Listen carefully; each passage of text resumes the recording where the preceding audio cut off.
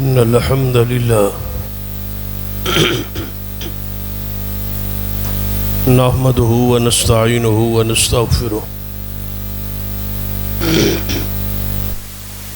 ونعوذ بالله من شرور أنفسنا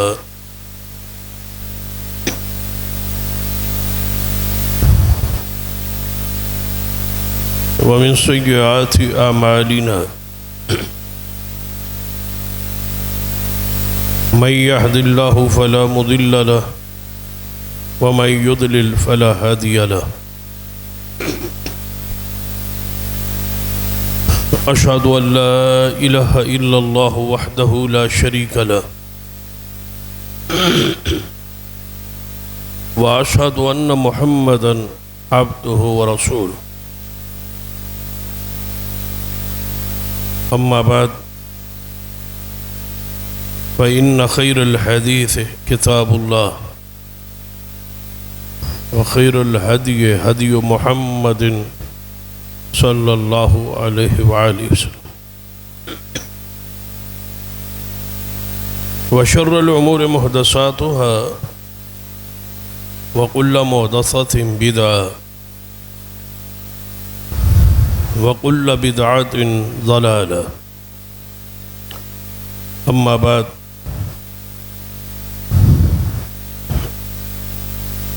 فأعوذ بالله السميع العليم من الشيطان الرجيم من همزه ونفخه ونفثه بسم الله الرحمن الرحيم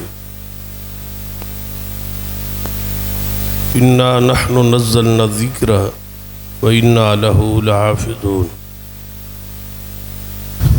رب اشرح لي صدري ويسر لي أمري واحلل عقدة من لساني يفقهوا قولي رب زدني علما سبحان ربك رب العزة عما يصفون وسلام على المرسلين والحمد لله رب العالمين. حضرات، جیسا آپ کے علم میں ہے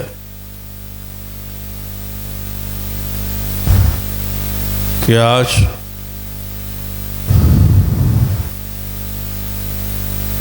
ملک بھر میں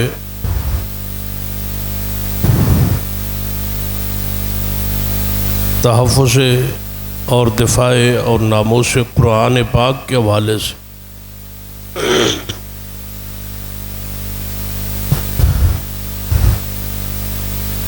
خطبہ جمعہ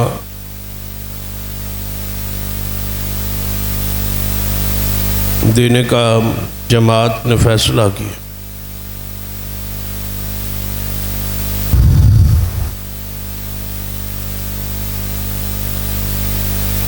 اسی حوالے سے آیت مبارکہ پڑھی.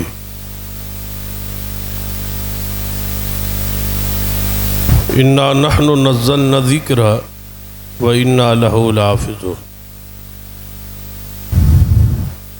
کہ ہم نے ہی اس دین کو، اس قرآن کو نازل کیا،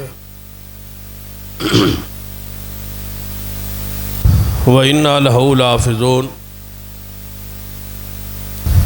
اور ہم ہی اس کے محافظ.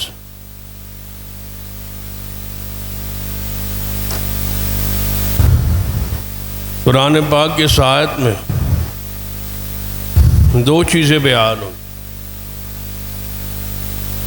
کہ قرآن کو اللہ نے نازل کیا ہے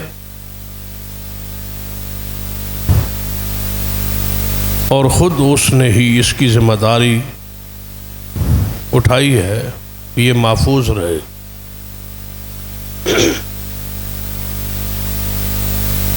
ساڑھے 1400 سال ہو چکے ہیں،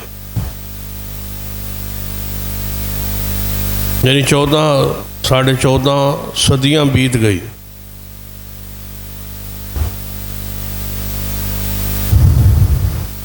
تو آپ ذرا غور کریں کہ اس آیت کی حقانیت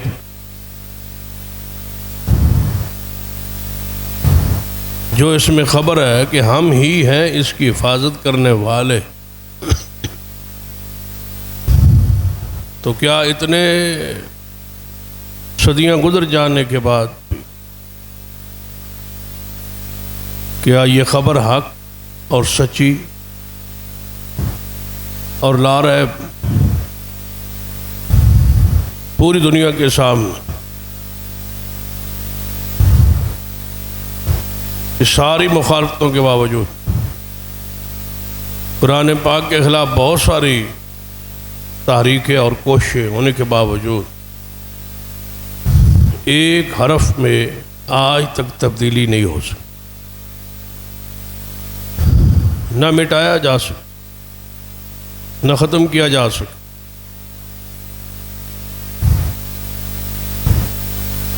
تو جس طرح 1450 سال محفوظ ہے اور اسی آفتاب کے ساتھ، انہی الفاظ کے ساتھ ایک لفظ بھی مٹانا تو دور کی بات ہے، کوئی آگے پیچھے بھی نہیں کر سکتا۔ اس آیت کی کتنی حقانیت ہے، کتنی عظیم خبر ہے، جس کو آج تک کوئی جھٹلا نہیں سکا۔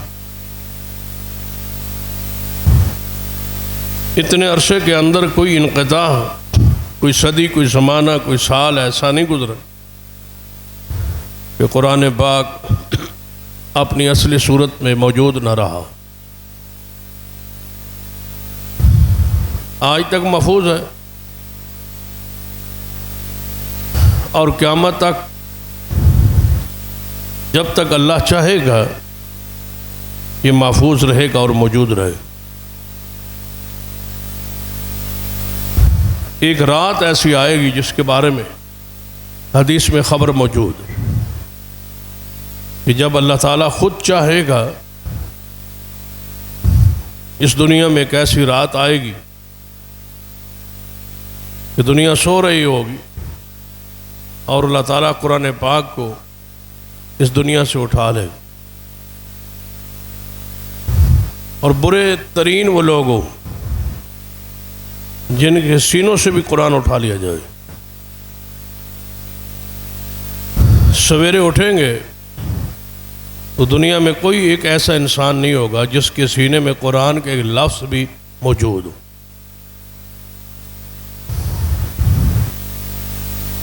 یہ رسول رحمت صلی اللہ علیہ وسلم کی امانت ہے۔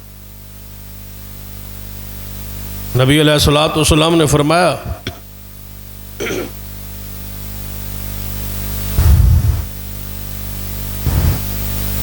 یہ دونوں چیزیں اٹھا لی جائیں، قرآن اور حدیث کو، حتیٰ کہ حوض کوثر پہ اللہ تعالیٰ مجھ پہ پیش کر دے گا، یہ قرآن ہے جس کو ہم نے محفوظ رکھا ہے اور آج یہ قرآن آپ کے پاس موجود ہے۔ وہ برے لوگ ہوں گے جن کے سینے سے قرآن اٹھا لیا، لیکن آج قرآن پاک محفوظ ہے اور سینوں میں محفوظ ہے، اور یہ بہترین لوگ ہیں جن کے سینوں میں محفوظ ہے۔ برے ہوں گے وہ لوگ جن کے سینوں میں اٹھا لیا جائے گا، بہترین ہے وہ لوگ جن کے سینوں میں قرآن محفوظ رہے۔ ابھی تک یہ حدیث ہمارے سامنے، خیرکم من تعلم القرآن وعلمہ، اور اس حدیث کے راوی بھی سیدنا عثمان رضی اللہ تعالی، اور آپ کے علم میں ہے کہ آج 18 ذی الحجہ ہے اور آپ کی شہادت کا دن، جامع القرآن بھی آپ ہے اور ناشر قرآن بھی آپ ہے اور کاتب قرآن بھی آپ، اور آپ کے اس ہاتھ کو نبی علیہ السلام نے اپنا ہاتھ قرار دیا تھا، جس ہاتھ سے سیدنا عثمان رضی اللہ تعالیٰ عنہ نے قرآن کو لکھا تھا، جمع کیا تھا، نشر کیا۔ آج تک جامع القرآن سیدنا عثمان رضی اللہ تعالیٰ عنہ کو کہا جاتا۔ آپ ہی اس حدیث کے راوی، اور میں سمجھتا ہوں کہ علماء اور اہل قرآن، قرآن والے، قرآن پڑھنے اور سننے اور سنانے والے، قرآن کو پھیلانے والے، قرآن کو چھاپنے والے اور دنیا میں نشر کرنے والے، قرآن پاک کے لیے مدارس کا قیام کرنے والے، مدارس اور قرآن پاک کی حفاظت کرنے والے لوگ، یقیناً یہ آیت جو ہے اِنَّا نَحْنُ نَزَّلْنَا الذِّكْرَ وَإِنَّا لَهُ لَحَافِظُونَ، کہ ہم ہیں اس قرآن کو نازل کرنے والے اور ہم ہی ہیں اس کی حفاظت کرنے والے۔ اللہ تعالیٰ نے ذمہ داری خود اٹھائی ہے کہ قرآن کی وہ حفاظت کرے گا۔ اب کیسے کرے گا؟ آج تک جو ذریعہ اختیار کیا گیا ہے، جس کے ذریعے قرآن محفوظ رہا ہے، یعنی اس آیت پہ تو آپ غور کریں، لیکن اس آیت کے جو مصداق لوگ ہیں ان پر ذرا غور آپ کریں۔ وَإِنَّا لَهُ لَحَافِظُونَ، کہ ہم ہیں اس قرآن کی حفاظت کرنے والے۔ اللہ نے حفاظت کا ذمہ داری اٹھائی، لیکن اس نے حفاظت کن لوگوں کے ذریعے کی؟ وہ کون لوگ ہیں جن کے ذریعے قرآن آج تک محفوظ ہے؟ کن کا انتخاب ہوا؟ اس آیت کی تکمیل کے لیے، اس آیت کی جو خبر ہے اس کو پورا کرنے کے لیے اللہ تعالیٰ نے کن لوگوں کا انتخاب کیا ہے؟ کسی پریس کا یا کسی خاص کوئی ادارہ یا کوئی چیز جس کے ذریعے اللہ نے محفوظ رکھا ہے؟ تو آپ حیران ہوں گے کہ اس قرآن کو اللہ نے اہل ایمان کے سینوں کے ذریعے محفوظ رکھا ہے۔ سینوں میں یہ محفوظ ہے، اس کے علاوہ اور کوئی ذریعہ ہی، یہ ذریعہ اختیار کیا گیا۔ تو وہ سینے کتنے پقیدہ ہیں جو بنائے اس لیے گئے وَإِنَّا لَهُ لَحَافِظُونَ، قرآن کی حفاظت کرے۔ وہ سینے کن کے ہیں؟ وہ سینے کن کے پاس ہیں؟ یہ کتابی شکل میں جو قرآن پاک موجود ہے، یہ تو ہماری آسانی کے لیے۔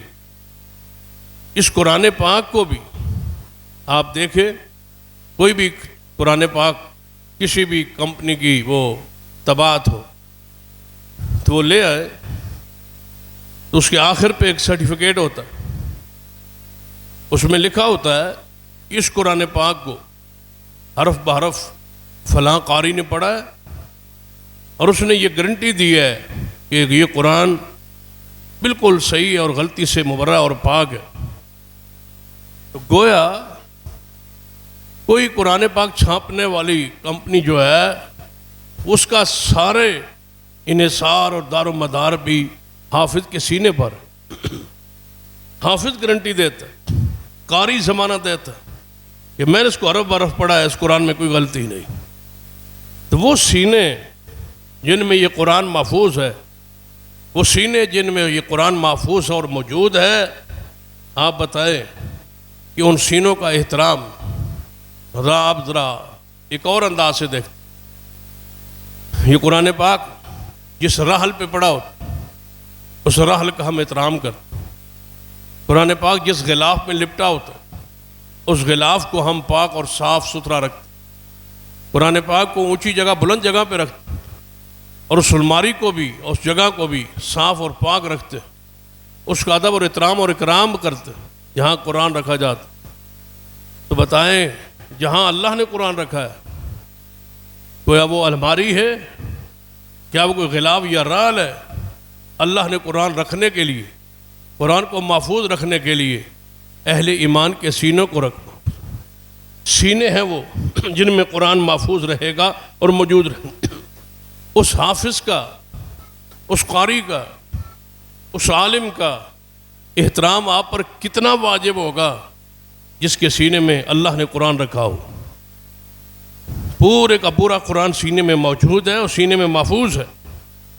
خیرکم، اور دوسری حدیث کے الفاظ ہے خیارکم، تمہارے بہترین لوگ اگر تمہیں تلاش کرنے ہو، ایک تو ہے خیرکم، دوسری روایت کے الفاظ ہے خیارکم،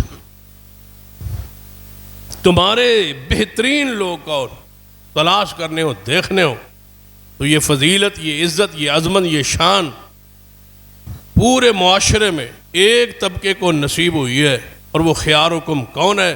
تمہارے بہترین لوگ کون ہے؟ جو قرآن پاک کو سیکھ رہے ہیں اور قرآن پاک کو سکھلا رہے ہیں۔ یہ سیکھنے سکھانے والے لوگ یہ قرآن کے محافظ ہیں، یہ قرآن پاک کے نگران ہے، یہ قرآن پاک کی چوکیدار ہے، یہ قرآن پاک کے پہرے دار ہے۔ یہ مدارس، یہ مساجد کے ذریعے قرآن محفوظ رہا ہے، اور قیامت تک اللہ تعالیٰ انہی کے ذریعوں سے قرآن محفوظ رکھے۔ جس طرح قرآن کا آپ احترام کرتے ہیں کہ وہ اللہ کا کلام ہے، اسی طرح اہل قرآن سے محبت، عقیدت رکھے۔ اہل قرآن سے مراد قرآن والے، ماہر بالقرآن، قرآن کے ماہر، قرآن پڑھنے والے، قرآن پڑھانے والے، قرآن سمجھنے والے، قرآن سمجھانے والے، ان کا خاص ایک درجہ اور مقام ہے صرف اس قرآن پاک کی وجہ سے۔ کتنا درجہ ہے کہ سرور کائنات محمد رسول اللہ صلی اللہ علیہ وسلم نے فرمایا، جب کوئی قوم، جب کوئی جماعت، جب کوئی کلاس کسی اللہ کے گھروں میں سے کسی ایک گھر میں اکٹھے ہوتے ہیں تاکہ وہ قرآن پڑھیں اور قرآن سمجھیں، جو ہی وہ قرآن پڑھنا اور سمجھنا شروع کرتے ہیں، اللہ تعالیٰ کے فرشتے انہیں اپنے گھیرے میں لے لیتے۔ فرشتوں کی ذمہ داری ہے، فرشتوں کی ڈیوٹی ہے کہ آپ نے جا کے ان لوگوں کو گھیر لینا ہے جہاں قرآن پڑھا جا رہا ہو، جہاں قرآن سمجھا جا رہا ہو، جہاں قرآن سمجھایا جا رہا ہو۔ ان پر اللہ کی رحمت انہیں ڈھانپ لیتی ہے، سکینت ان پر نازل ہوتی ہے، فرشتے ان کو اپنے گھیرے میں لے لیتے ہیں۔ جن کو فرشتوں نے گھیرا ہوا ہے، جو فرشتوں کے گھیرے میں، جو فرشتوں کے دائرے میں ہیں، وہ ہیں کون؟ جو فرشتوں کے دائروں میں ہیں، آسمان کے فرشتے ان کی حفاظت کر رہے ہیں، آسمان کے فرشتے ان کے آس پاس دائرہ لگائے ہوئے، اور آپ ان کو گالیاں دے رہے، آپ ان کو برا کہہ رہے، آپ ان کو اچھے الفاظ میں یاد نہیں کر رہے، فرشتے ان کے پر پہرا دے رہے۔ فرشتوں کی ڈیوٹی ہے، ذمہ داری ہے۔ یہ کن کے لیے آتے ہیں؟ دیکھیں، یا صحابہ کرام کے لیے تھے میدان بدر میں، میدان احد میں، فرشتے کس کی مدد کے لیے آئے تھے؟ صحابہ کرام کی۔ اور پھر زمین پر قیامت تک کن کے لیے آتے ہیں؟ قرآن پڑھنے والوں کے لیے، قرآن پڑھانے والوں کے۔ فرشتے آ رہے۔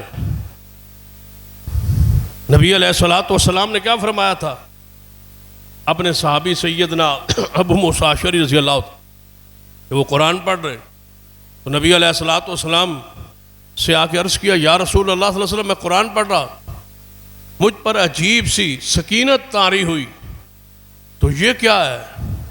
آپ نے فرمایا، یہ فرشتے تھے جو تیری زبان کے بالکل قریب آ گئے تھے کہ تو قرآن پڑھے اور وہ سنے اور لکھے۔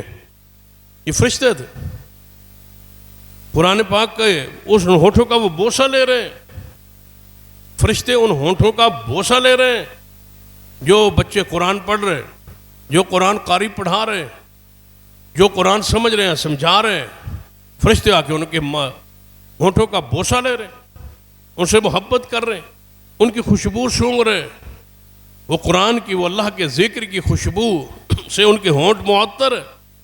آپ بتائیں، نبی علیہ الصلوۃ والسلام جب دم فرماتے تھے تو دم کے دوران آپ نے علماء کو بھی دیکھا ہوگا، قراء کو بھی دیکھا ہوگا، نبی علیہ الصلوۃ والسلام اپنا جو ہے وہ نفس تھا، یعنی قرآن پڑھنے کے بعد لعاب میں جو سمجھے کہ رطوبت ہوتی ہے لعاب کے اندر، اس کو تھوڑا سا حضور اس پانی میں، دم والی چیز میں پھینکتے تھے۔ یہ کیا ہے؟ یہ جو نفسہ ہے یہ کیا ہے؟ ایک جادوگر ہے، وَمِن شَرِّ النَّفَّاثَاتِ، اس کا جو نفسہ ہوتا ہے وہ برا ہوتا ہے، جو وہ منتر پڑھتا ہے وہ برا پڑھتا ہے، وہ کفر اور ضلالت اختیار کرتا ہے، اس کے نفسہ میں بدبو، اس کے نفسہ میں جو ہے وہ لڑائی، افتراق ہوتا ہے، اور مومن جب دم کرتا ہے اس کے نفسہ میں، اس کے پھونک میں، اس کے تھوک میں بھی، اس کے لعاب میں بھی اللہ برکت نازل کر دیتا ہے. وہ اللہ کے ذکر اور اللہ کی تلاوت، اللہ کے کلام کو پڑھنے کی وجہ سے، وہ اس کی برکات. فرشتے اس کے قریب آ رہے. اس لیے نبی علیہ الصلوۃ والسلام نے فرمایا تعلم الفرائض والقرآن. آپ نے فرمایا وراثت کا علم اور قرآن کو سمجھتے رہنا، قرآن کو پڑھنا اور میراث کے علم کو سمجھنا. فرمایا وعلموہ الناس، اور آپ کی ذمہ داری ہے کہ آپ نے قرآن کو سمجھانا ہے اور پڑھانا ہے اور سکھانا ہے. رسول اللہ ڈیوٹی لگا گئے. یہ آگے اس کی صورتیں، یہ مدارس، یہ مساجد، یہ علماء، یہ شعبہ حفظ و قرات، اور یہ تجوید، اور یہ قرآن پڑھنا پڑھانا، سب کچھ قرآن کے لیے. جو کچھ ہے وہ قرآن کے لیے. مثلا آپ مدارس کے اندر بچے کو قرآن پڑھائیں، بچے کو قرات پڑھائیں، تجوید پڑھائیں، قاعدہ پڑھائیں، یا اس کو حدیث پڑھائیں، یا حدیث کے علاوہ گرامر پڑھائیں. سب کچھ کس کے لیے ہے؟ قرآن کے لیے. حدیث کس کے لیے؟ قرآن سمجھنے. گرامر کس کے لیے؟ قرآن سمجھنے. یعنی گویا کہ ایک قرآن ہے جس کی یہ خدمت کا سلسلہ جاری ہے. اور حضور حکم دے وَعَلِّمْهُ النَّاسِ، حضور فرماتے ہیں لوگوں کو یہ قرآن سکھاتے رہنا، قرآن سمجھاتے رہنا، قرآن پڑھاتے رہنا. اس کی مختلف صورتیں ہیں، چاہے وہ مسجد کے اندر ہے، چاہے وہ مدارس. یہ اسی حدیث کا مصداق ہے، اسی حدیث کی تشریح ہے، اسی حدیث کا عمل ہے. فرمایا فَإِنِّي مَقْبُوسٌ، میں محمد مصطفیٰ دنیا سے جانے والا ہوں، میں فوت ہونے والا ہوں، میں آیا ہوں، قرآن لایا ہوں، آپ کو قرآن دے دیا. اب میری ڈیوٹی ذمہ داری پوری ہو گئی، اب میں اس دنیا سے جا رہا ہوں. یہ دو چیزیں تم میں چھوڑ کے جا رہا ہوں. ترکت فیکم امرین، دو چیزیں چھوڑ کے جا رہا ہوں. دوسری حدیث میں ترکت انی تارک فیکم الثقلین، میں تم میں دو ثقل چھوڑ کے جا رہا ہوں. ثقل کہتے ہیں عربی میں وزن کو، قیمتی سامان، یا اس کا معنی بعض مفسرین اس طرح بھی بیان ہوئی ہے کہ جب بندہ سفر میں جاتا ہے، کئی دن کا، کئی مہینوں کا سفر ہے، گھر بالکل آپ کا خالی ہے، تو گھر کے برتن گھر میں ہی رہیں گے. اکثر ایسے ہی ہوتا کہ گھر کے برتن گھر میں، گھر کے جو ضروریات زندگی کا سامان ہے، بستر ہیں، چرپائیاں ہیں، اور چیزیں ہیں، کپڑے ہیں، سارے گھر رہیں گے. لیکن ایک چیز گھر کی ہوتی ہے جو نقدی اثاثہ ہے یا سونا ہے، سب سے قیمتی چیز آپ کے گھر میں وہ ہے. اس کو آپ کسی کے حوالے کر جاتے، سپرد کر جاتے. باقی ساری چیزیں ایسے ہی پڑی، تالے لگا دیے، آپ کا سارا انحصار تالوں پر ہے کہ ہم نے اللہ کے یہ سپرد کر دیا، تالے لگا دیے، اب یہ برتن، یہ چیزیں محفوظ رہیں گی. لیکن اس کے باوجود جو گھر کی قیمتی چیز ہے، نقدی ہے یا سونا ہے، آپ اس کو گھر کے اندر بھی کہیں ایسی جگہ چھپائیں گے کہ اگر چور، ڈاکو، کوئی چیز، کوئی بندہ اندر داخل بھی ہو جائے تو کم از کم یہ چیز ہماری محفوظ رہے، یا کسی اور کی نگرانی میں دے جائے. اور ابھی میں اس سے ثقل کہتا. حضور فرماتے انی تارک فیکم الثقلین، میں تمہیں دو وزنی اور بھاری چیزیں چھوڑ کے جا رہا ہوں، اور میں محمد تمہیں گارنٹی اور ضمانت اور تمہیں حکم دے رہا ہوں ان دو چیزوں کی آپ نے حفاظت کرنی. ان میں سے پہلی چیز قرآن. یہ قرآن کی ذمہ داری، یہ ہماری شرعی فریضہ ہے. قرآن پاک کو پڑھنا، قرآن پاک کو پڑھانا، قرآن پاک کو سمجھنا، قرآن پاک کو سمجھانا، اس پر پیسہ خرچ کرنا، اس کے لیے انتظام انسلام کرنا، یہ ہماری قرآن پاک کے ہم پہ جو حقوق ہیں ان میں سے ایک حق ہے. نبی علیہ الصلوۃ والسلام نے ساری زندگی اپنے تعلق کو قرآن سے جوڑ کے رکھا ہے. قرآن کے لیے آئے تھے، قرآن کو ہی دیا ہے. 23 سالوں میں قرآن پاک نازل ہوتا رہا، نازل ہوتا رہا. حضور پڑھتے رہے، پڑھاتے رہے، سمجھاتے رہے. قرآن پاک کے لیے آپ کی زندگی مبارکہ جو تھی وہ وقف تھی. قرآن پاک کے لیے تبارک الذی نزل الفرقان علی عبدہ لیکون للعالمین نذیرا، ہم نے قرآن دیا ہی اس لیے محمد مصطفیٰ پر کہ اس کے ذریعے پوری کائنات کو میرا محمد ڈرانے والا بن جائے۔ یقون للعالمین، حضور کو عالمین تک پہنچایا کس نے؟ اسی قرآن پاک۔ حضور کو بلندی کے اعلیٰ ترین درجے پر کس نے پہنچایا ہے؟ اسی قرآن پاک۔ قرآن پاک نے ہی فرمایا وَرَفَعْنَا لَكَ ذِكْرَكَ، ہم نے آپ کو وہ بلندی دی ہے کہ آپ کا ذکر جو ہے وہ جاری رہے، اور آج تک آپ کا ذکر جاری، یہ قرآن کی برکت سے جاری۔ حضور کا ذکر بلند ہے، کس وجہ سے؟ قرآن کی وجہ سے۔ حضور بلند ہے کس وجہ سے؟ قرآن کی وجہ سے۔ وَرَفَعْنَا لَكَ ذِكْرَكَ، ہم نے آپ کے ذکر کو بلند کر دیا ہے۔ یہ خبر قرآن پاک، حضور ہی قرآن پاک کی عملی تصویر ہے۔ کان خلقہ القرآن، کہ آپ کا اخلاق، آپ کی سیرت، آپ کا کردار قرآن پاک۔ قرآن سے کتنی محبت ہے، کتنا پیار ہے کہ آپ کو قرآن سننے کے لیے آسمان سے اسپیشل جبریل آتا ہے کہ آپ قرآن سنائیں مجھے۔ حضور قرآن پاک سناتے جبریل، پھر جبریل سے قرآن سنتے، اور 2 مرتبہ آپ نے زندگی کے آخری سال میں 2 مرتبہ سارا قرآن جبریل علیہ السلام کو سنا، اور ان سے 2 مرتبہ سنا۔ تو نبی علیہ السلام کی اس حدیث سے اور اس عمل سے امام ابو حنیفہ رحمہ اللہ نے اور امام شافعی رحمہ اللہ نے دونوں نے یہ بیان فرمایا کہ ہر مسلمان پر واجب ہے، ضروری ہے، فرض ہے کہ سال میں 2 مرتبہ کم از کم قرآن کو پڑھے۔ جس بندے نے گھر میں رہ کے قرآن کو ہی نہیں پڑھنا، مسلمانوں کا گھر ہے، قرآن پاک کی تلاوت پورے 24 گھنٹوں میں قرآن کی تلاوت ہی نہیں ہے، 2 مرتبہ پورے سال میں قرآن پاک مکمل کرنا، پڑھنا ہر مسلمان پر ضروری۔ اتنا ترتیب سے تو قرآن پڑھے کہ سال میں کم از کم 2 مرتبہ قرآن مکمل کر۔ یہ تو ہے صرف جبریل کو سنانا، نبی علیہ السلام تو ہمہ وقت، ہر روز، ہر رات قرآن پڑھتے۔ سیدنا عبداللہ ابن عباس رضی اللہ تعالیٰ عنہ نے، یہ حدیث ہے نا کہ میں رات رسول اللہ کے گھر گزاری، میری خالہ حضور کی زوجہ محترمہ، فرماتے ہیں میں نے رات اپنی خالہ کے ہاں گزاری۔ نیت کیا تھی؟ اپنی نیت پہ ذرا غور کریں، صحابہ کے انداز پہ غور کریں۔ عبداللہ ابن عباس فرماتے ہیں میں نے رات حضور کے گھر میں، اپنی خالہ کے گھر میں اس نیت سے گزاری کہ رات کو دیکھوں کہ رسول اللہ کیا کرتے، حضور کی رات کی زندگی کا، رات کے لمحات کا، رات کی عبادت کا اپنی آنکھوں سے خود مشاہدہ کروں۔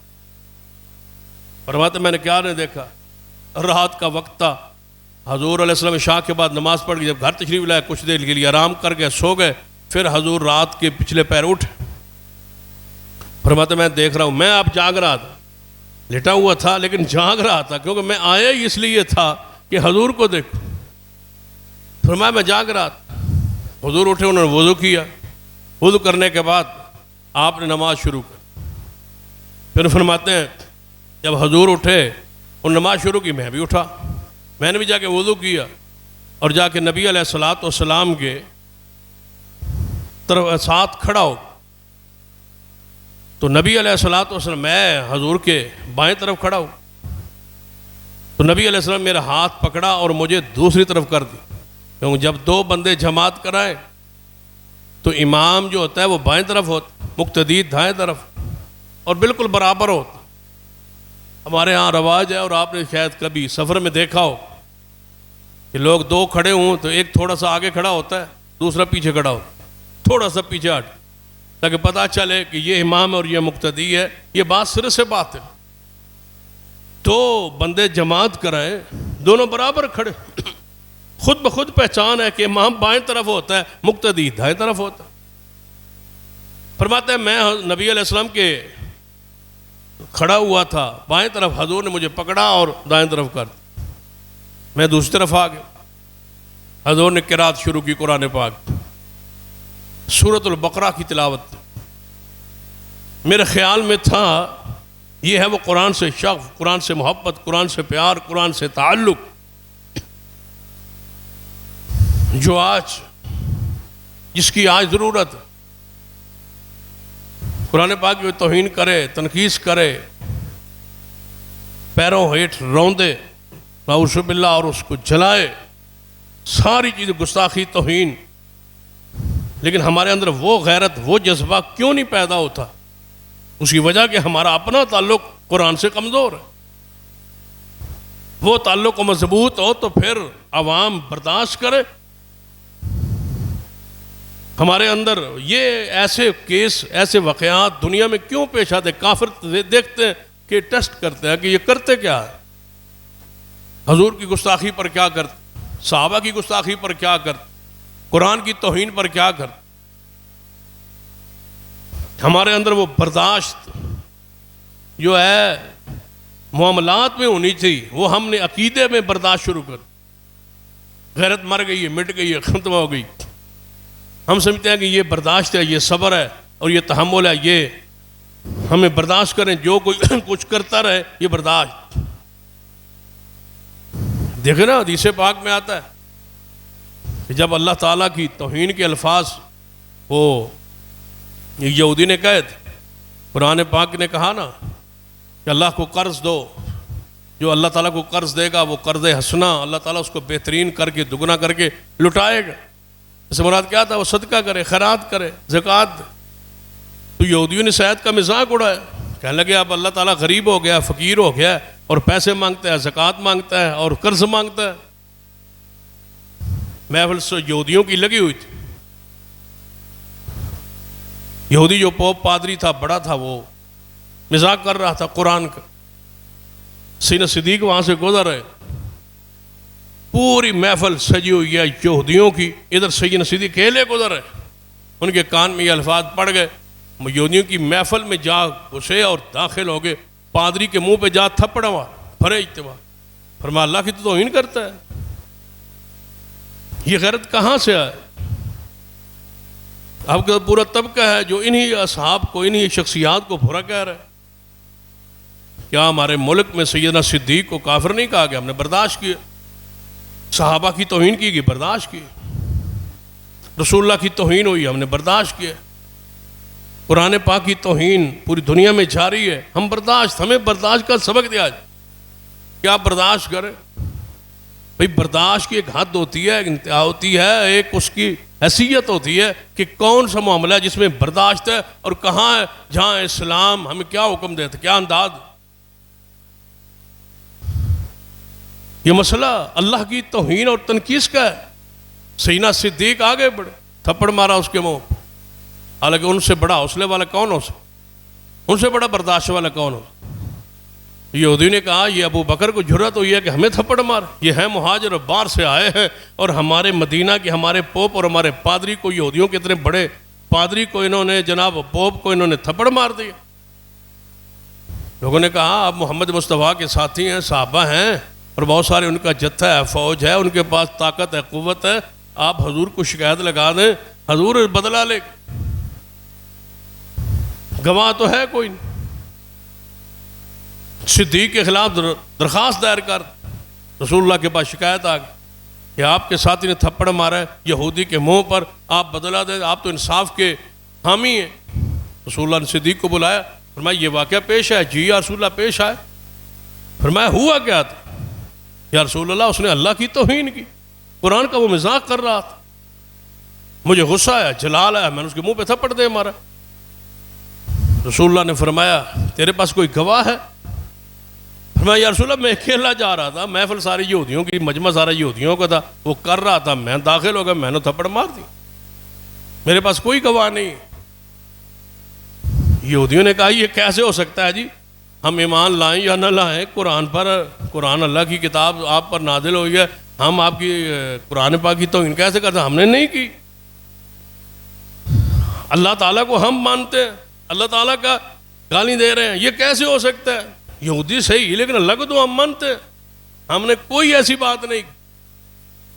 آپ نے فرمایا ابو بکر رضی اللہ تعالیٰ یا کوئی گواہ تو تھے نا، پھر گواہ لاؤ. یہ تو سارے لوگ ایک طرف ہیں کہ آپ نے بغیر کسی وجہ کے. فرمایا یا رسول اللہ ایسا نہیں ہے،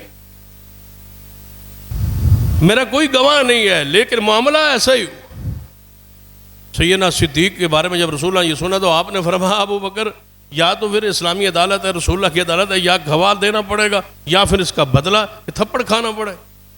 فرمایا یا رسول اللہ گواہ نہیں ہے میرے پاس، لیکن ہوا ایسے ہے، باقی جو فیصلہ آپ قریب تھا کہ حضور یہ فیصلہ کرتے کہ صدیق کو تھپڑ مارا جائے، تو اللہ تعالیٰ نے صدیق کی گواہی کے طور پر قرآن نازل کر. جب اللہ کے لیے بندہ من کان للہ کان اللہ لہ، یہ اس کا ضابطہ ہے، اس کا اصول ہے، اس کا قانون ہے. جو اللہ کے لیے ہو جائے پھر اللہ اس کا ہو جاتا. اللہ نے گواہی دی، فرمایا محبوب لقد سمع اللہ قول الذین قالوا ان اللہ فقیر ونحن اغنیاء. اللہ سن رہا تھا جب یہ کافر کہہ رہے تھے کہ اللہ فقیر ہے اور ہم غنی ہو گئے، ہم سے مانگتے. رب گواہی دیتا ہے صدیق کہ صدیق نے سچ کہا.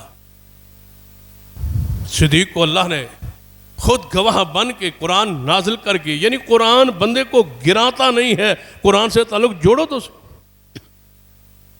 قرآن بندے کو بلند کرتا ہے. صحیح البخاری میں آتا ہے نا، سیدنا عمر رضی اللہ تعالیٰ عنہ امیر المومنین، امیر المومنین کی حیثیت سے جا رہے مدینہ سے مکہ کے راہ میں. ادھر سے جو مکہ کا گورنر تھا راستے میں اس کی ملاقات، یعنی کوئی سفر آتا انہوں نے کیا تھا، اس گورنر نے کیا. جب عبداللہ بن حضرت عمر فاروق نے دیکھا کہ گورنر مکہ یہاں، فرمایا آپ یہاں؟ فرمایا ہاں، میں ایک ذاتی کام کی غرض سے ادھر میرا تعلق ہے، رشتہ داری ہے، میں آیا ہوں. فرمایا مکہ اکیلا چھوڑ آئے ہو، وہاں گورنر کون بنایا، کس کو اپنا نائب بنا کے آئے؟ فرمایا غلام. فرمایا غلام کو؟ صحابہ موجود ہیں، مہاجرین موجود ہیں، انصار موجود ہیں، کبار صحابہ موجود ہیں، فلاں ولاں صحابی مکہ میں موجود ہیں، اور آپ ایک غلام کو ان پر حاکم اور گورنر بنا کے آئے؟ فرمایا ہاں اس لیے بنا کے آیا ہوں کہ مکہ میں اسے بہترین قرآن کوئی نہیں پڑھتا. سیدنا عمر نے فرمایا سچ کہا تھا رسول اللہ نے کہ اللہ تعالیٰ اس قرآن کے ساتھ بعضوں کو بلند کر دیتا ہے اور بعضوں کو ذلیل و رسوا کر دیتا ہے. قرآن کے مخالفوں کو، قرآن کے دشمنوں کو، قرآن کے منکروں کو، قرآن کی توہین و تنقیص کرنے والوں کو اور اہل قرآن سے نفرت کرنے والوں کو اللہ ذلیل و رسوا کرتا ہے. قرآن سے محبت کرنے والوں کو اللہ بلند فرما. ایک غلام ہے اور گورنر، یہ درجہ، یہ شان، یہ عزت عظمت قرآن کی وجہ سے. کیا فرمایا تھا محمد مصطفیٰ صلی اللہ علیہ وسلم نے سیدنا ابی بن کعب رضی اللہ تعالیٰ، قرآن کی طرح تعلق جوڑ لو، قرآن کو عادت بنا لو. جتنا روٹی کے بغیر رات نہیں گزرتی، قرآن کی تلاوت کے بغیر دن اور رات نہ گزر. عادت بنا، آپ کے بستر پر قرآن، سرانے تقیہ قرآن موجود ہو، پڑھے بغیر دیکھے بغیر نیند نہ آئے. یہ قرآن سے محبت، عقیدت.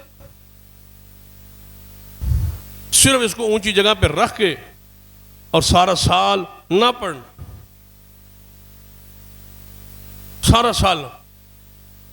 ایک واقعہ علماء نے اپنے دور کا لکھا ہے. کسی دعوت پہ ماہ رمضان میں کسی عالم کو بلا لی، افطاری پر، دعوت پر. چلو عالم ہے، قرآن پڑھتا ہے، قاری ہے، اس کو بلا. تو وہاں دیکھا اس عالم نے تو پیسے پڑے ہوئے، ان کے کمرے میں پیسے تھے. تو وہ پیسے اس نے قرآن اٹھائے اور ساتھ ہی قرآن پاک اونچی جگہ پہ پڑا ہوا تھا، اس نے قرآن کے اندر بند کر کے رکھ دی. وہ قرآن کو کھولیں گے تو مل جائیں گے. وہ پورا سال گزر گیا. وہ کہتے رہے وہ مولوی آیا تو تھا، قرآن ہم نے قرآن کا قاری سمجھ کے، قرآن کا حافظ سمجھ، قرآن کا عالم سمجھ کے دعوت پہ بلایا تھا، لیکن جاتے جاتے مولوی حادثہ کر گیا، پیسے بھی لے گئے. پھر انہوں نے کہا یار کہ غلط فہمی نہ ہو، غلط فہمی نہ ہو. اگلا سال پھر رمضان سے انہوں نے پھر بلا لیا اسی کو افطاری پہ. روٹین تھی، روایت تھی، محلے کا سمجھ لو کہ عالم تھا، یہ قاری تھا، یہ خطیب تھا، بلا لی. جب افطاری کرا بیٹھے تو انہوں نے کہا حضرت جی ناراض نہ ہوں، پچھلے سال آپ آئے تھے تو ہمارے اتنے یہاں پیسے تھے اور وہ پیسے ہمیں نہیں ملے، تو ہمارا گھر والوں کا شک تھا. تو ہم نے کہا چلو آج آپ کو بلا بھی لیتے ہیں، دعوت بھی کر لیتے. اس نے کہا وہ پیسے تو پڑے تھے، پیسے تو یہاں میں نے دیکھے. اس نے کہا کہاں ہے وہ پیسے؟ اور میں آپ کو نہیں ملے. انہوں نے کہا نہیں ملے. انہوں نے کہا وہ قرآن پاک لے آئے. جب قرآن پاک کو لائے تو کھولا تو پیسے پڑے تھے. اس نے کہا یہاں پڑھو. نے کہا میں ہی رکھے تھے, میں سمجھنا چاہتا تھا کہ سال میں کتنے مرتبہ قرآن تم کھولتے ہو. اس کا مطلب ہے پچھلے رمضان میں رکھ گیا ہوں اور اس رمضان تک آپ نے قرآن کھولا ہی نہیں. آپ کی حالت کیفیت ہمارے گھروں کی تو یہ تنقیص پر, توہین پر ہمارے ایمان کے وہ جذبات جو ہونے چاہیے وہ کیوں نہیں. یہ کافروں کی تو شروع سے عادت, قرآن کا مذاق اڑا. وقال الذين كفروا لا تسمعوا لهذا القرآن والغوا فيه لعلكم تغلبون. جب قرآن پڑھا جائے شور کرو تاکہ تم غالب ہو. یہ قرآن نے کیا فرمایا, وَإِذَا قُرِئَ الْقُرْآنُ فَاسْتَمِعُوا لَهُ وَأَنصِتُوا لَعَلَّكُمْ تُرْحَمُونَ. جب قرآن پڑھا جائے غور سے سنو, ہو سکتا ہے اللہ تم پہ رحمت نازل کر. یہ دہشت گردی, یہ بدامنی, بے سکونی ہمیشہ کفار کی طرف سے رہی. نبی علیہ الصلوۃ والسلام نے کبھی جبر یا دین میں اکراہ, مجبوری نہیں, زبردستی نہیں. صحابہ کرام نے کہا تھا یا رسول اللہ صلی اللہ علیہ وسلم, ہمارے بیٹے, ہماری اولادیں, ہمارے غلام, ہمارے متحد لوگ جو ہیں وہ یہودی ہیں, عیسائی ہیں, مشرک ہیں, کافر ہیں, مجوسی ہیں, آپ حکم فرمائیں ہم تلوار ان کے سروں پہ رکھ کے ان کو کلمہ نہ پڑھائیں. حضور نے کیا فرمایا تھا؟ حضور نے جب یہ سنا تو خاموش تھے. قرآن پاک کی آیت آئی لا اکراہ فی الدین, دین میں کوئی جبر نہیں ہے. بتاؤ قرآن پاک اس سے پیاری آیت اور کیا ہو سکتی؟ لا اکراہ فی الدین, دین میں جبر نہیں ہے.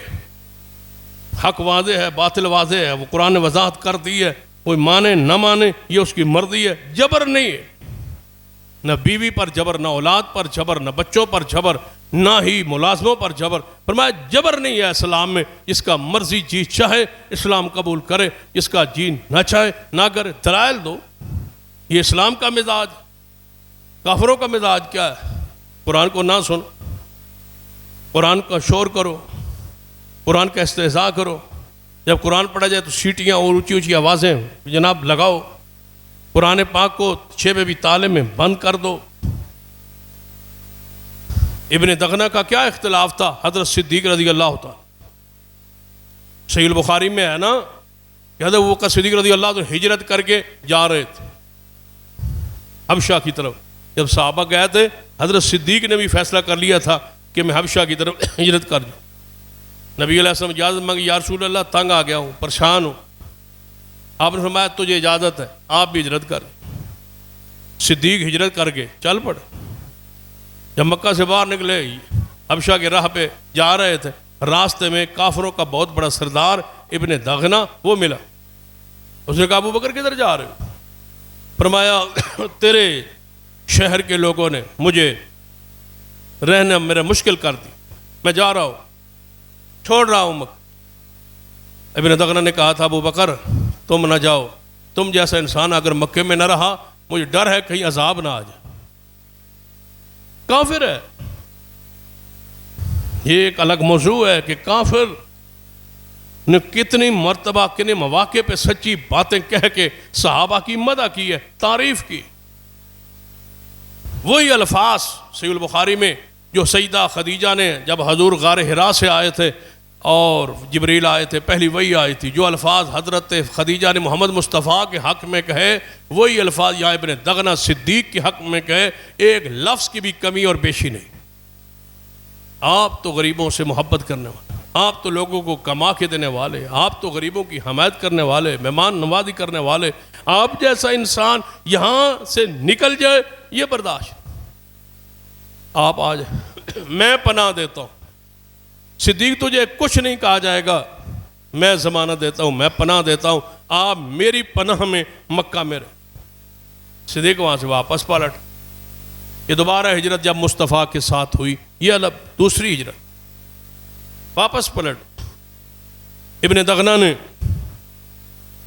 حضرت صدیق کو واپس اعلان کیا, مکے والوں صدیق کو آج کے بعد کوئی کچھ نہ کہے, میری وہ پناہ میں, میرے مہمان کے طور پر یہاں رہ رہے, میں ان کو نہیں جانے دوں گا. کافروں نے ہاتھ اٹھا لی. صدیق ابن دغنہ کی پناہ میں تھے. جب قرآن کی تلاوت شروع کرتے تو کافر کہتے ہے ابن دغنہ اس کو پناہ دیا تو یہ تو پھر قرآن پڑھ رہا ہے. دہشت گرد کافر ہوتے, متعصب کفار ہے, متشدد کفار ہے. مسلمانوں میں تشدد نہیں, شروع سے لے کر آج تک اسلام میں تشدد نہیں ہے. کفر کا اہل کفر جو ہیں تشدد ان میں. یہ کون راستہ روک؟ تبلیغ سے کیوں محمد مصطفیٰ کو روکا جا رہا ہے؟ جب بیت اللہ میں وہ بتوں کی پوجا کر رہے ہیں, مصطفیٰ ان کو نہیں روک رہے, صرف منع کرتے ہیں کہ عبادت نہ کرو, ان کی عبادت کرو اللہ کی. وہ کیوں روکتے ہیں رسول اللہ کو وعظ سے, نصیحت سے, تبلیغ سے؟ یعنی تشدد کفر میں ہے, راستہ روکا جائے. ابن دغنہ آیا صدیق کے پاس, ابو بکر یار تو نے قرآن پڑھنا شروع کر دی. فرمایا یہ تو ہمارا ہی غذا ہے بھائی, قرآن تو پڑھنا ہے. کہا میرے پاس سارے کافر آئے ہیں, وہ کہتے ہیں صدیق تمہاری پناہ میں ہے, قرآن نہ پڑھے رہے ہمیں کوئی اعتراض نہیں, ساری تکلیف قرآن سے ہے کفار, قرآن نہ پڑھے. صدیق نے فرمایا ابن دغنہ پناہ لے یا واپس لے, قرآن کے بغیر ہم نہیں رہ سکتے. یہ ہماری تو خوراک, یہ ہماری تو غذا ہے, قرآن کے بغیر نہیں رہ سکتے. اللہ کے بندو, مومن ہے ہی وہ جو قرآن کے بغیر نہ رہے. قرآن پاک کے بغیر ہم نہیں رہ سکتے. میں نے تلاوت کرنی ہے اور روزانہ کرنی ہے اور روٹین سے کرنی ہے. ابن دغنہ کہنے لگا پھر میں اپنی پناہ واپس لیتا ہوں. صدیق جانے اور کفار جانے, میں نہیں برداشت کر سکتا یہ قرآن کی تلاوت. پناہ اس نے واپس لے لی, لیکن صدیق نے قرآن کو نہیں چھوڑا. قرآن سے ایسی محبت, ایسی عقیدت, ایسا پیار ہو, تب جا کے یہ جذبات, تب جا کے یہ عقیدت محبت رنگ دکھاتی ہے. جب قرآن پاک سے محبت اور یہ پیار ہو. محبت نہ ہو, خالی کھوکھلے دعوے ہوں کہ قرآن کو ہم مانتے ہیں, وہ مانتے تو ہیں. قرآن پاک کے توہین تنقیص پوری دنیا میں جاری ہے. آپ کے جذبات کیا ہے؟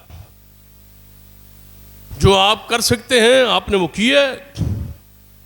حکمرانوں سے لے کر عوام الناس تک, عامی تک, ہر بندے پر قرآن کے حقوق ہے.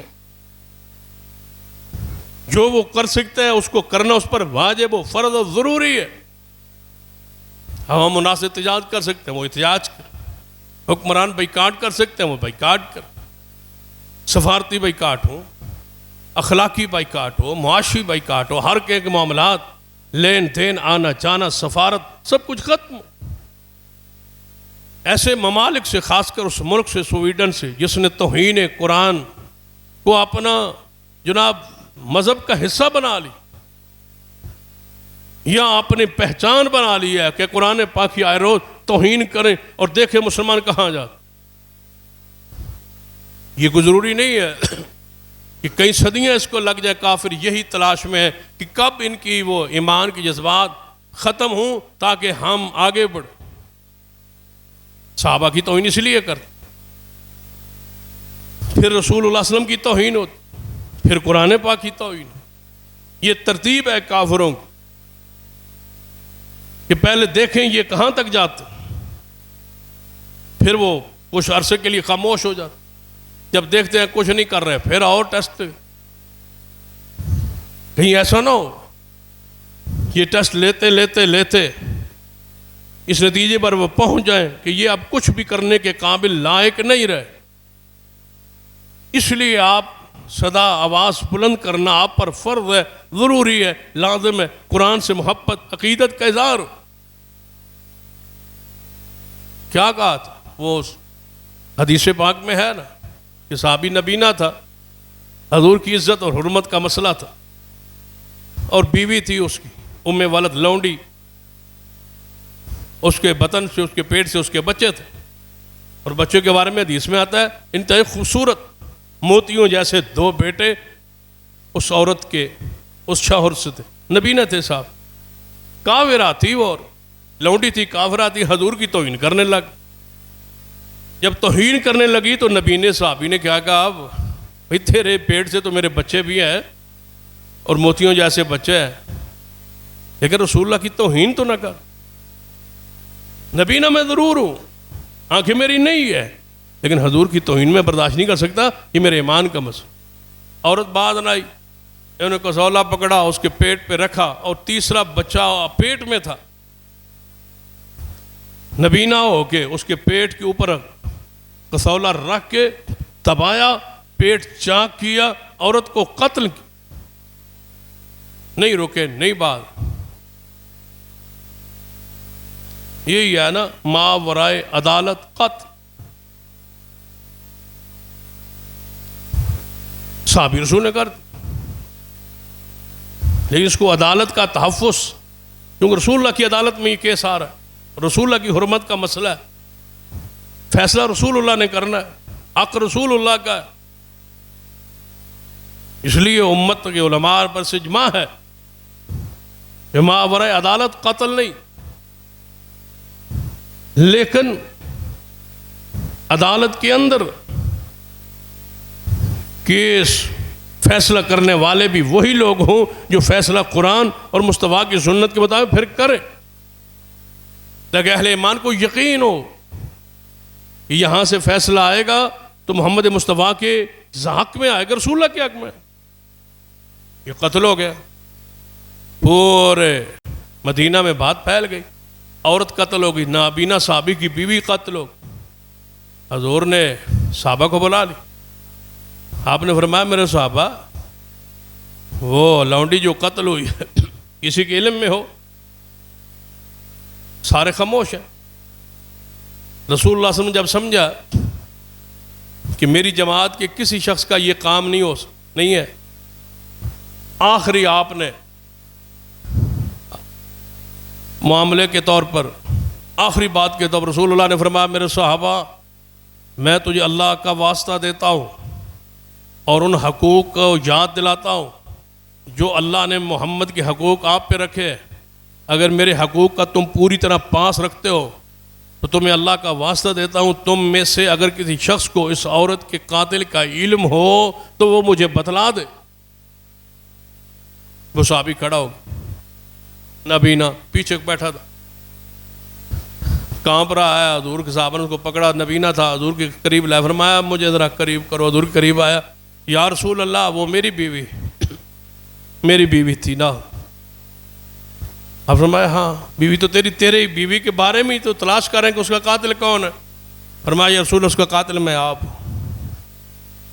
بھائی کیوں قتل کیا؟ یا رسول اللہ اس سے بڑی محبت تھی مجھے، اس کے اس کے بیٹے بھی تھے اس کے بطن سے میرے، اور موتیوں جیسے بچے، اور تیسرا بچہ سے وہ معاملات، ساری محبت تھی، سب کچھ تھا. یا رسول اللہ وہ آپ کی توہین کرتی تھی. محبت ساری دنیا سے ہوتی ہے لیکن رسول اللہ سے زیادہ نہیں. محبت اولاد سے ہوتی، بیوی بچوں سے ہوتی ہے، مال دولت سے ہوتی ہے، کاروبار سے ہوتی ہے، اپنی زندگی سے ہوتی ہے، سب کچھ ہوتا ہے، لیکن رسول اللہ سے زیادہ نہیں. رسول اللہ سے زیادہ محبت کسی شے سے ہو تو بندہ مومن نہیں ہو سکتا. سب سے محبت ہے لیکن رسول اللہ سے زیادہ نہیں ہو سکتا. یہی ایمان ہے، یہی اسلام ہے، یہی دین ہے، اور یہی پورے اسلام کا نچوڑ خلاصہ ہے کہ ساری مخلوقات سے بڑھ کے محبت محمد مصطفیٰ. اس کے بغیر ایمان لا یؤمن احدکم حتی اکون احب الیہ من والدہ وولدہ والناس اجمعین. کوئی مومن نہیں ہو سکتا جب تک مجھے اپنی اولاد اور اپنے والدین سے اور پوری دنیا سے بڑھ کے محبت مجھ سے نہ کرے. قرآن کے بھی یہ الفاظ ہیں، قل ان کان آباؤکم وابناؤکم واخوانکم وازواجکم وعشیرتکم واموال اقترفتموها وتجارت تخشون کسادها ومساکن ترضونها احب الیکم من اللہ ورسولہ وجہاد فی سبیلہ فتربصوا حتی یأتی اللہ بامرہ واللہ لا یہدی القوم الفاسقین. فرما دیجئے پیارے حبیب جناب محمد صلی اللہ علیہ وسلم، اگر تمہارے والدین، تمہارے اولاد، تمہارے بیوی بچے، تمہاری اولادیں، تمہارے بھائی، تمہارے رشتہ دار، تمہاری بیویاں، تمہارے مال دولت، کوٹھیاں، مکان، تجارت، کاروبار، اگر تجھے اللہ اس کے رسول سے زیادہ پیار ہے تو اللہ کے عامر کا عذاب کا انتظار کرو. اللہ ہو جائے ایسے فاسق کو کبھی ہدایت نہیں دیتا. ساری دنیا سے بڑھ کے پیار محمد مصطفیٰ صلی اللہ علیہ وسلم. فرمایا یا رسول اللہ میں نے اپنی بیوی کو قتل کر دیا ہے. صرف آپ کی محبت ذکر کرتا ہے کہ بیوی سے محبت تھی، اس کے بطن سے میرے بچے تھے، لیکن یا رسول اللہ آپ سے زیادہ تو پھر نہیں نہ ہو سکتا.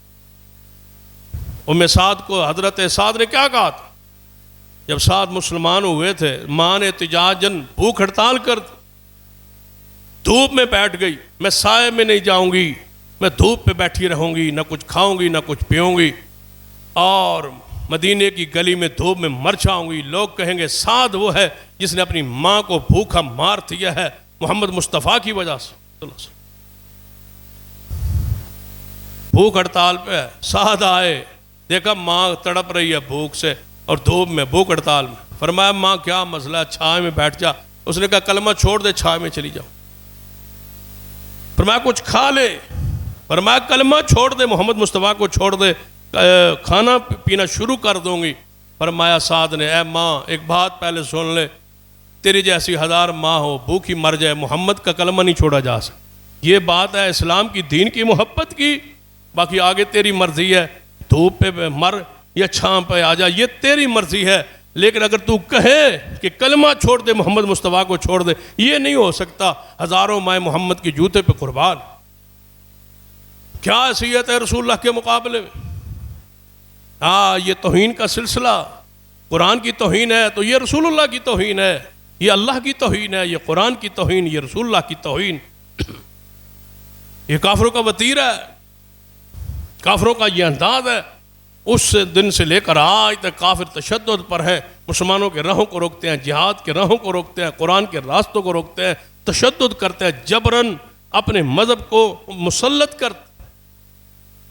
حضرت حضور نے سوچا، کچھ دیر بعد خاموش ہو گئے۔ قاتل تو مل گیا نا بیوی کا، حضور چپ ہے، خاموش ہے۔ کس کا انتظار کر رہے ہیں؟ وحی کا، فیصلہ کیا ہو، یہ حضور کی ذات۔ اس لیے ہم کہتے ہیں آج بھی اگر کوئی شخص توہین کرتا ہے نا حضور کی توہین کرنے کے بعد وہ کہے کہ میں معافی مانگتا ہوں، میں توبہ کرتا ہوں، مجھے معاف کر دیا جائے، آئندہ ایسا نہیں ہوگا، اس کو معاف کرنے کا حق بھی کسی کو نہیں ہے، اس کو قتل کر دیا جائے گا، اس کا معاملہ اللہ کے سپرد کر دیا جائے گا۔ یہ حق رسول اللہ کا معاف کریں یا نہ کریں، کسی امتی کو حق نہیں ہے کہ محمد کے گستاخ کو معاف کیا ہے، یہ ہمیں حق ہی نہیں پہنچتا، یہ حق رسول اللہ کا ہے۔ اب رسول اللہ سوچ رہے ہیں کہ میری گستاخ کو اس نے قتل کیا ہے، اس کے بارے میں کیا فیصلہ ہوتا ہے؟ فرماتے کچھ دیر سوچ رہے تھے، وحی کا انتظار جاری تھا۔ وما ينطق عن الهوى ان هو الا وحی یوحى، وہ وحی کے بغیر بولتے نہیں، انتظار میں تھے، سوچ میں تھے، انتظار کر رہے تھے آسمان سے کیا فیصلہ آتا ہے۔ کچھ دیر بعد وحی کا سلسلہ ختم ہوا، حضور نے رخ انور کو اٹھایا، فرمایا ان دمہا حاضر، اس کا خون رائے گھاں گیا، اس کا خون ضائع گیا، اس خون کی کوئی قیمت نہیں جس خون میں محمد کا ادب نہ ہو۔ میرے صحابی نے جو کیا صحیح کیا، ٹھیک کیا، ان دمہا حاضر، اس خون کی کوئی قیمت۔ خون رائے گاہ ہے اس عورت کا، اس خون، وہ خون پلید ہے جس میں رسول اللہ کی محبت نہ ہو، رسول اللہ پر ایمان نہ ہو، اور رسول اللہ صلی اللہ علیہ وسلم کی عزت ادب احترام نہ ہو، سمجھو کہ اس کا خون ہی پلی۔ بلکہ ایک بڑی باریک بات لکھی ہے بعض محدثین نے، وہ اس سے بھی زیادہ قابل غور ہے۔ وہ ایک بندے نے گستاخی تھی نا حضور کی، سورۃ قلم پڑھیں قرآن پاک 29ویں پارے میں، تو اللہ تعالیٰ نے فرمایا اتل بعد ذالک زنیم، یہ جس نے گستاخی کی ہے، یہ اس کے راز کو ہم کھولتے ہیں، قرآن کہتے ہیں ہم اس کے راز کو کھولتے ہیں کہ یہ اپنے باپ کا نہیں ہے، اس کی ماں زانیہ تھی، بدکارہ تھی، یہ بدکاری کی وجہ سے پیدا ہوا ہے، جس باپ کے گھر میں ہے یہ اس کا باپ ہی نہیں۔ اب مکے میں بات کھول گئی کہ فلاں گستاخ وہ تو اپنے باپ کا ہی نہیں، اتل بعد ذالک زنیم، وہ تو حرام زادہ ہے۔ اس آیت کے تحت محدثین و حضرین لکھا ہے کہ جو بندہ توہین قرآن کی توہین، صحابہ کی توہین، آل رسول کی توہین، اہل بیت کی یا توہین رسول اللہ کی کرتا ہے، حقیقت میں اس کی اگر تفتیش میں جائیں جو کہ عالم الغیب رب ہے، وہ اپنے باپ کا ہو سکتا ہی نہیں۔ اتل بعد ذالک زنیم، اس کا خاصہ یہ ہے کہ وہ حرام زادہ ہوتا ہے، وہ پلید انسان ہوتا ہے، حرامی النسل ہوتا ہے، جس سے یہ کام سرزد ہوتا ہے۔ بلکہ ایک سچا واقعہ، حقیقی واقعہ علماء نے جو پیش آیا نقل کی کہ غار حرا پہ جائیں، اللہ پاک سب کو مکہ مدینہ لے جائیں نا غار حرا پر. تو غار حرا آس پاس جو نا سارے چونکہ پہاڑ ہے تو وہاں بہت سارے بندر. آپ غار حرا پہ چڑھیں جہاں رسول اللہ صلی اللہ علیہ وسلم رہے، جہاں رسول اللہ جاتے تھے، ستو وغیرہ لے کے عبادت کرتے تھے. آج وہاں جائیں تو بہت سارے بندر جو ہیں وہ جنگل میں رہتے ہیں اور بندر آ جاتے ہیں. جو لوگ چڑھتے ہیں وہاں پر تو بندر وغیرہ آ جاتے ہیں، لوگ ان کو کوئی نہ کوئی چیز ڈال دیتے ہیں، وہ کھا لیتے ہیں، لوگوں سے چھین لیتے ہیں، جھپٹی کر لیتے ہیں، لے جاتے ہیں. اس طرح کے واقعات بہت سارے پیش ہیں. فرمایا علماء کے ایک وفد جب وہاں پہنچا تو ایک دو عالم کے پاس وہ بیگ تھا، تو وہ بندر آ گئے. انہوں نے وہ اپنے خیال میں تھے، غار حرا میں دیکھ رہے تھے، بیٹھ رہے تھے، دیکھ رہے تھے یہاں دور بیٹھے ہوں گے، یہاں دور آئے ہوں گے، اپنے خیالات میں تھے. بندروں نے آ کے اس کو بیگ کو اٹھا لیا. وہ بندر مل کے وہ دو چار مل گیا، انہوں نے بیگ اٹھایا، وہ دور چلے گیا. اب یہ بندروں کی طرف جائے نا کہ وہ تو نیچے لے گئے، بیگ ہی لے گئے. تو بندروں نے بیگ کو کھولا، بیگ کو کھول کے انہوں نے اس میں ان کے پاسپورٹ تھے، ان کے کاغذات تھے، ان کی چیزیں تھیں، وہ ساری بکھیر دی. بندروں نے اندر سے نکال دی، کپڑے نکال دیے، سب کچھ نکال دی. کوئی ادھر پھینک رہا ہے بندر، کوئی دوسرا ادھر پھینک رہا ہے. وہ کھانے کی اس میں سے چیز تلاش کر رہے ہیں، کھانے کی چیز اس کو مل ہی نہیں. تو ایک چھوٹا سا قرآن اس بیگ میں تھا، جس وجہ سے آپ کو واقعہ سنا ہے. علماء کہتے ہیں کہ ہم وہ دیکھ رہے تھے کہ ان بندروں میں سے جب اس نے قرآن کو اٹھایا نا، ایک بندر نے قرآن کو اٹھا کے اس نے اونچی جگہ پر، پہاڑی کی اس جگہ پر ایسے رکھا، ادب سے، احترام سے، اکرام سے، کہ اس کو ہوا اور کہیں بارش بھی نہ پڑے، قرآن کو ایسے محفوظ رکھ. بندر ہو گئے.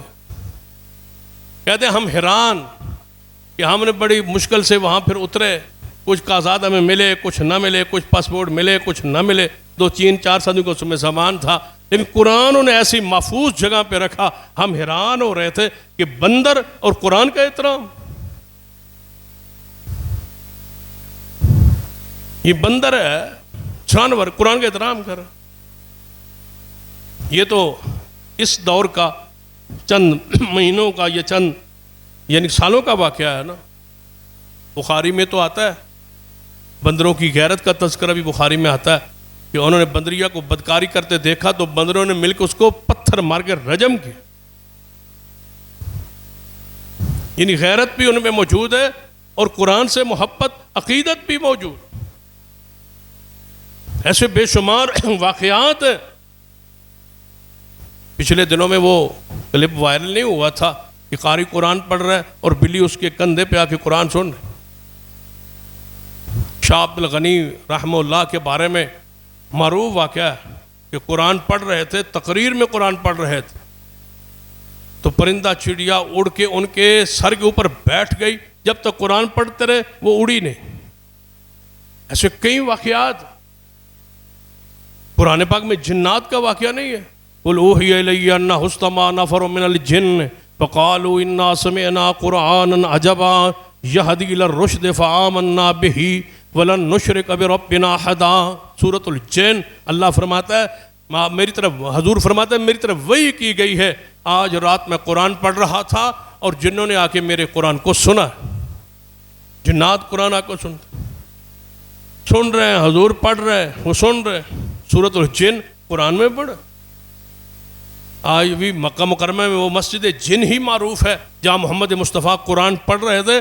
جنوں کی پوری جماعت قرآن سنتی گئی اور شرک چھوڑ کے محمد مصطفیٰ کے تابع ہوتی. قرآن پاک سے یہ محبت، یہ عقیدت. نبی علیہ قرآن پاک کی عزت اور احترام اور وقار ہم پر لازم و ضروری. رسول اللہ کی نہیں محبت تھی قرآن سے. حضور دوسروں سے کہتے تھے قرآن سناؤ، قرآن سناؤ. پچھلے دنوں کو یہیں جلسہ تھا، یعنی پچھلے ماہ میں جون میں ہی جلسہ تھا ایک جگہ میں. تو اعلان ہوا کہ جلسہ ٹائم مختصر ہے، تھوڑا ہے، تو قاری صاحب آتے ہیں اور مختصر تلاوت کرتے. پھر ساتھ ہی قاری صاحب کو جب وہ بیٹھنے شروع ہو گئے، پھر کان میں بندہ آیا، مختصر تلاوت کرے. مختصر کرنا وقت تھوڑا ہے. تو جب میں نے تقریر شروع کی اس تلاوت کے بعد میں نے پوچھا آپ نے سب نے کہاں جانا ہے؟ کہاں جانا ہے آپ نے؟ غالباً یہ چند دنوں پہلے کی بات ہے، کشمیر کے، آزاد کشمیر کے اندر، مظفر آباد. میں نے کہا کہاں جانا ہے آپ؟ کہاں جانا ہے آپ نے؟ کہیں نہیں جانا. میں نے کہا آپ تو کہہ رہے تھے ہمیں جلدی ہے، قرآن تھوڑا پڑھیں، مختصر کریں.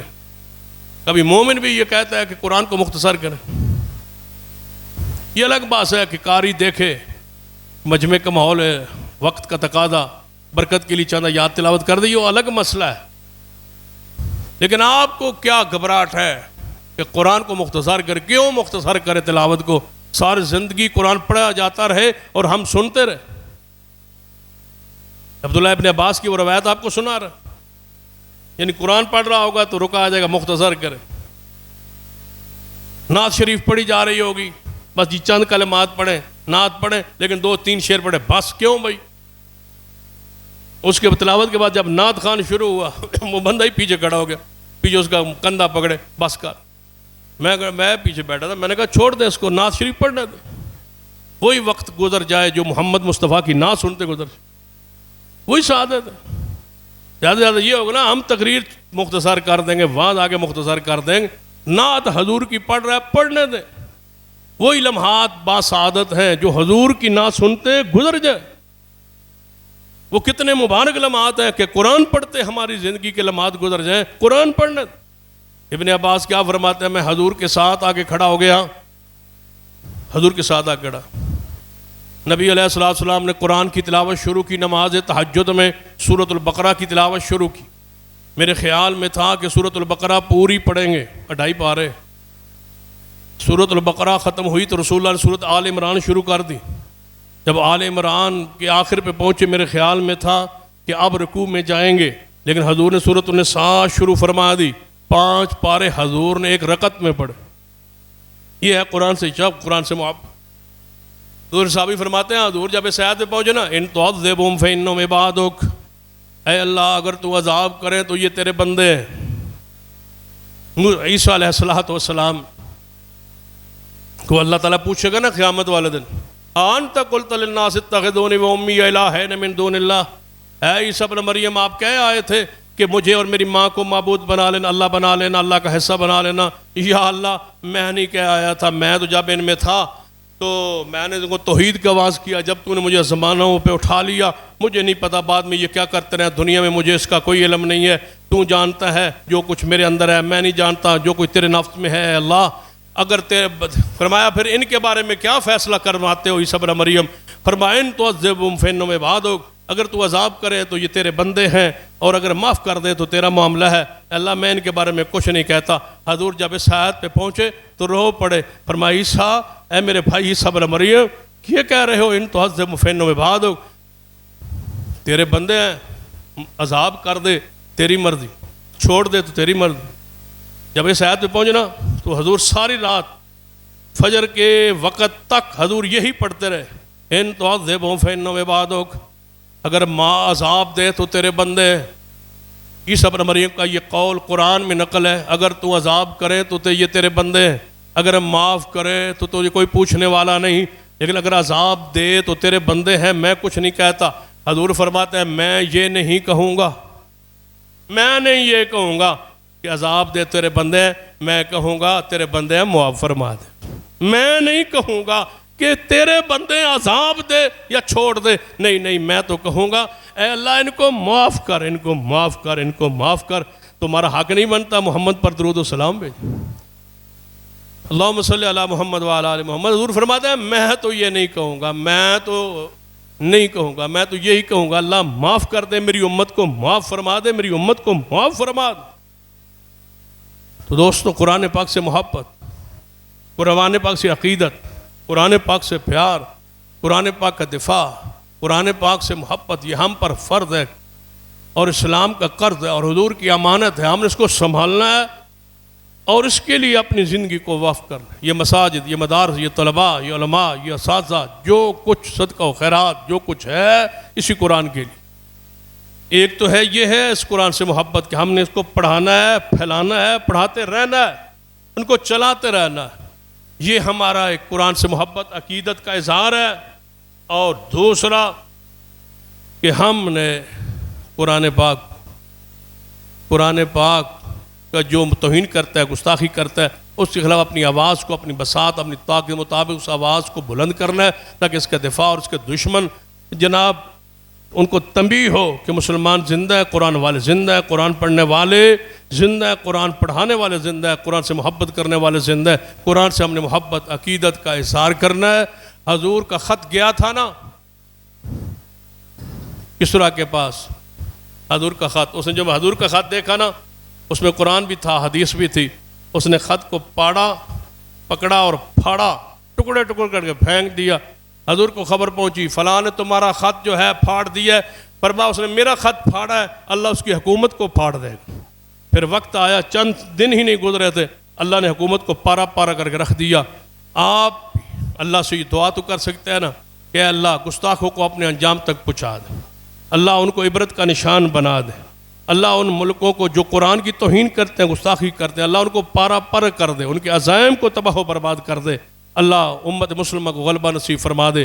قرآن کو دنیا کی محفوظ ترین کتاب ہے، آج تک محفوظ ہے اور انشاءاللہ قیامت تک محفوظ رہے گی۔